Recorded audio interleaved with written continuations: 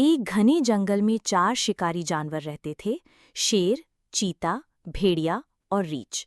ये सब ताकतवर और होशियार थे, मगर एक दूसरे के दुश्मन। एक दिन जंगल में हरनों का एक बड़ा रेवड़ आ गया। चारों ने सोचा कि अकेले शिकारी बनने से बेहतर है कि मिलकर शिकार करें।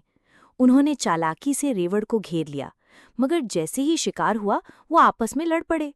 शोर सुनकर हरन भाग गए। चारों शिकारी खाली हाथ रह गए और समझ गए कि लालच और दुश्मनी हमेशा नुकसान देती है।